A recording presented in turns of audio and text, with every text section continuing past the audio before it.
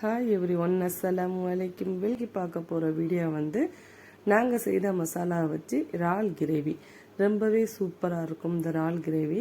இந்த ஒரு வெங்காயம், தக்காளி, பச்சை மிளகாய், 1/4 கிலோ சின்ன வெங்காயம், 2 பெரிய தக்காளி, 1 பச்சை மிளகாய், கொஞ்சமாக கருவேப்பிலை, தேவையான அளவு உப்பு போட்டு இந்த இறால் மசாலா வந்து நம்ம இதில் போட்டு கையை வச்சு நல்லா உறுத்துன மாதிரி பிசையணும். இருத்தி பிசைஞ்சிட்டாடைக்கு அந்த வெங்காயம் வந்து வேறு மாதிரி ஸ்மெல் அடிக்கும். உருத்தி பிசைஞ்சு 1/2 டம்ளர் தண்ணி ஊற்றினா போதும். இந்த மசாலாவை வந்து பின்னாடி செயல்முறைகள் போட்டிருக்கிறேன், உங்களுக்கு கஷ்டமே இருக்காது. அதை பார்த்து செய்ய தெரியாதவங்க கூட இந்த இறால் கிரேவி பண்ணலாம். 3 டீஸ்பூன் மசாலா போட்டிருக்கிறேன். உப்பு உரப்பு எல்லாமே காரம் நல்லா கரெக்டான காரமாக தான் போட்டு நாங்கள் அந்த மசாலா ரெடி பண்ணியிருக்கிறோம். பார்க்கறதுக்கு கலர்ஃபுல்லாக இருக்குதுன்னொன்று கலர் எதுவும் ஆட் பண்ணியிருக்கேன்னு நினைக்க வேண்டாம். இதில் வந்து எந்த விதமான கலப்படமுமே நாங்கள் பண்ணாமல் ஒரிஜினலாக மசாலா தயாரித்து நாங்கள் சேல்ஸ் பண்ணுறோம்.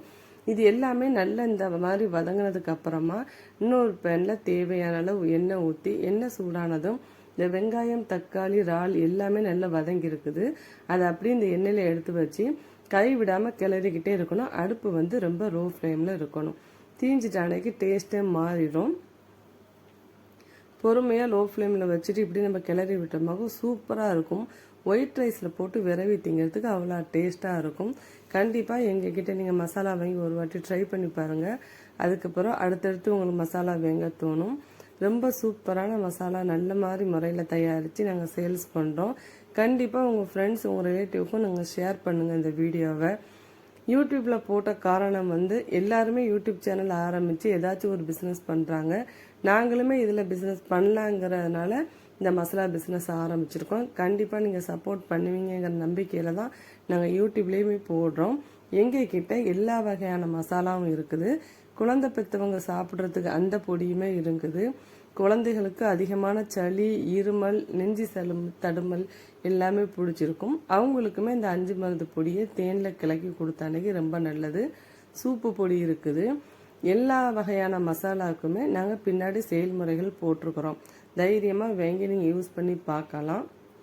எங்ககிட்ட இப்போ எல்லா வகையான மசாலாவுமே அவைலபிளாக இருக்குது.